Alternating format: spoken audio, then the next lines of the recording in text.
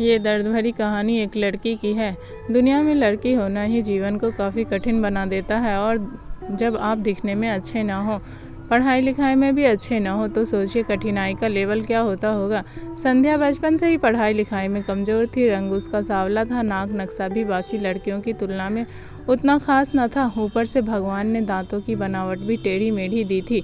जब संध्या छोटी थी तो बचपन में स्कूल के बच्चे चिढ़ाते थे। बड़ी हुई तो गली मोहल्ले के लोग उसे देखकर मुंह फेर लिया करते। कोई भी उसका दोस्त बनने के लिए तैयार न था। उसके रिश्तेदार भी कुछ खास उसे भाव दिया न करते थे। बस एक उसकी माँ ही थी जिसे उसके सूरत या लुक से कोई फ़र्क नहीं पड़ता। माँ संध्या से और संध्या माँ से बेहद प्यार करते थे। दुनिया भर की आलोचनाओं को सहने की शक्ति थी माँ संध्या के लिए। जब कोई उसे डफर बोल देता और जब कोई उसे बदसूरत बोल देता। जब संध्या को शादी के लिए देखने आए लोग उसे बिना पसंद किए ही लौट जाते। यहाँ तक कि जब खुद के पापा ही उसे मनहूस बोल देते थे, तब माँ ही होती तो उसे समझाती कि लोगों के बोलने से क्या होता है, तू तो मेरी प्यारी बेटी है। भगवान के किए इतने सारे अन्यायों के बावजूद संध्या जीना सीख गई थी। वह खुश रहना सीख गई थी। जो गिने चुने लोग उससे बातें करते थे, उन्हें चुटकुले सुनाकर हंसाया करती थी और ख़ुद भी ठहाके लगाकर हंसा करती थी। इसके अलावा एक और बहुत बड़ी खूबी थी संध्या की।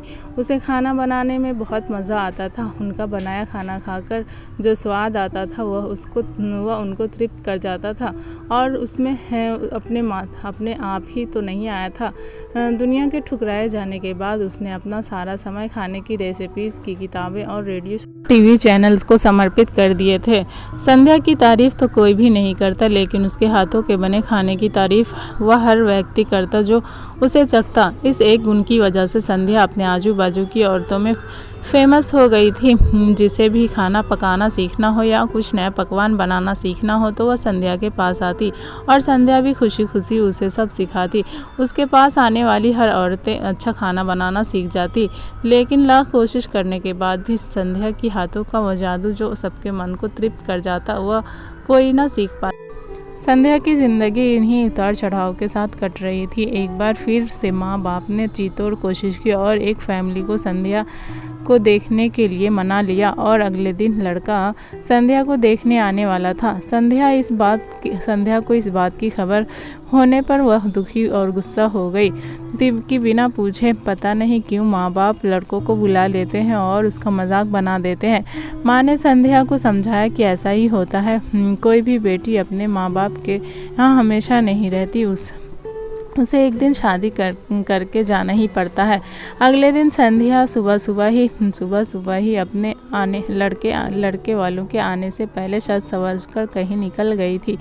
लड़के वाले घर आकर माँ बाप को बहुत सारी खरी खोटी सुना गए थे। वैसे भी पापा को संध्या पर हमेशा ही गुस्सा रहता था, लेकिन उसकी इस हरकत ने उसको गुस्से से पागल कर दिया। उस दिन पापा ने संध्या को सारा गुस्सा माँ पर उतार दिया था। यह कहकर कि एक मनहूस बेटी को जन्म देकर भी तुम्हारा मन नहीं भरा था, इसीलिए उसको लाड प्यार देकर सर पर बिठा लिया। हमेशा अपनी बेटी के बारे में गलत बोलने वालों से नाराज़ रहने वाली माँ आज खुद संध्या से नाराज़ हो गई थी और वह अब संध्या के घर वापस आने का बेसब्री से राह देख रही थी ताकि अपना गुस्सा उस पर उतार सके। सूरज ढलने से पहले संध्या घर लौट आई। उसके चेहरे पर एक अजीब सी खुशी थी। हाथों में एक चेक था और एक सर्टिफिकेट। संध्या माँ से कुछ कहना चाहती थी, लेकिन उससे पहले कि संध्या अपने मुंह से एक भी शब्द कह पाती, माँ ने उसे खरी खोटी सुनाना शुरू कर दिया। गुस्से में माँ बोलते बोलते इतना कुछ बोल गई कि संध्या ने कभी सपने में भी नहीं सोचा था कि माँ ने कहा, बाकी सभी लोग सही थे, तुम सच में मनहूस हो। तुम्हारी वजह से हर कोई परेशान है। अच्छा होता कि तुम पैदा होते ही मर जाती, यह दिन ना देखना पड़ता हमें। गुस्से में बड़बड़ाती और सब्जियां काट रही माँ ने एक बार भी संध्या की तरफ नहीं देखा। संध्या माँ की बातें किसी पत्थर की मूरत की तरह सुन रही थी। पत्थर की ऐसी मूरत जिसके शरीर में न तो जान ना हो, लेकिन आंखों में आंसुओं की धारा बह रही थी। संध्या ने माँ से पूछा, माँ क्या सच में तुम चाहती हो कि मैं मर जाऊँ? क्या उतनी बुरी हूँ माँ? अभी भी गुस्सा सर पर सवार होने की वजह से माँ ने कह दिया हाँ। बिना एक पल की सोचे संध्या ने सीधा अपने कमरे में जाकर कमरा अंदर से बंद कर लिया। 1-2 मिनट बाद गुस्सा शांत होने के बाद माँ को अपनी गलती का एहसास हुआ तो संध्या के रूम की तरफ गई।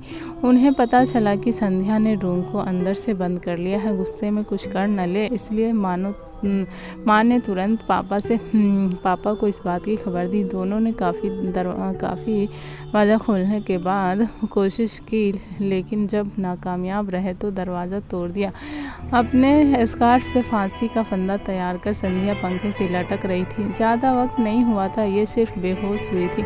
माँ पापा ने तुरंत उसे पंखे से अलग किया और बेड पर लौटाया। पापा ने तुरंत डॉक्टर को फ़ोन किया। तब माँ का ध्यान बेहोश पड़ी संध्या के हाथों में पकड़ी एक चिट्ठी और पास में ही पड़े 5 लाख के चेक और 5 स्टार होटल में शेफ की नौकरी के लिए कन्फर्मेशन लेटर पड़ी थी जो संध्या ने अपने साथ लाई थी। और पापा ने वह चिट्ठी खोलकर पढ़ी जो उसने अभी अभी लिखी थी। ये चिट्ठी कुछ इस प्रकार थी, मम्मी और पापा, मैं जानती हूँ मेरे जन्म से लेकर आज के दिन तक मैंने ऐसा कुछ भी नहीं किया जिस पर आप गर्व कर सके, लेकिन मैं आपको बताना चाहती थी कि आज मैं खाना पकाने के नेशनल लेवल कंपटीशन की जीत चुकी हूँ और ये 5 लाख का चेक मुझे प्रथम स्थान पर आने के लिए मिला है। जजेस को मेरा खाना इतना पसंद आया था कि उन्होंने मुझे एक बहुत बड़े होटल में बतौर मास्टर शेफ़ की नौकरी के लिए कन्फर्मेशन लेटर ही दे दिया था। मुझे पूरी दुनिया मेरे खिलाफ है। मुझे इस बात का कभी कोई फ़र्क नहीं पड़ा था और ना ही बाबूजी की कड़वी बातें मैंने अपने दिल पर ली थी, क्योंकि मैं जानती थी बाहर से सख्त दिखते हैं मेरे बाबूजी और अंदर से मुझे प्यार ही करते हैं। प्यार ना करते होते तो बिना मांगे मुझे कपड़े, मिठाइयाँ, पटाखे ये सब ना लाकर देते।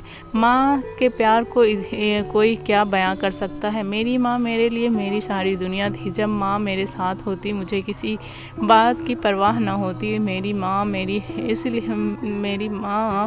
मेरी थी, इसलिए मुझे किसी और की ज़रूरत ना थी। मेरी माँ मेरे साथ नहीं है तो दुनिया मेरे साथ नहीं है, इसलिए मैं आज दुनिया को ही अलविदा कहने जा रही हूँ। मैं जानती हूँ आपने कभी ना कभी भगवान से ये दुआ ज़रूर मांगी होगी कि अगले जन्म में मेरे जैसी औलाद ना मिले, लेकिन मैं हमेशा ये प्रार्थना करती हूँ कि अगले जन्म में तो क्या मेरे हर जन्म में मुझे आप जैसे ही माता पिता मिले, और आज भी यही प्रार्थना करके उसी भगवान के पास जा रही हूँ। चिट्ठी पढ़ते पढ़ते माँ और पापा सर से पाँव तक पछतावे में डूब रहे थे और बेहोश पड़ी संध्या के सर पर हाथ फेरते हुए फूट कर रो रहे थे।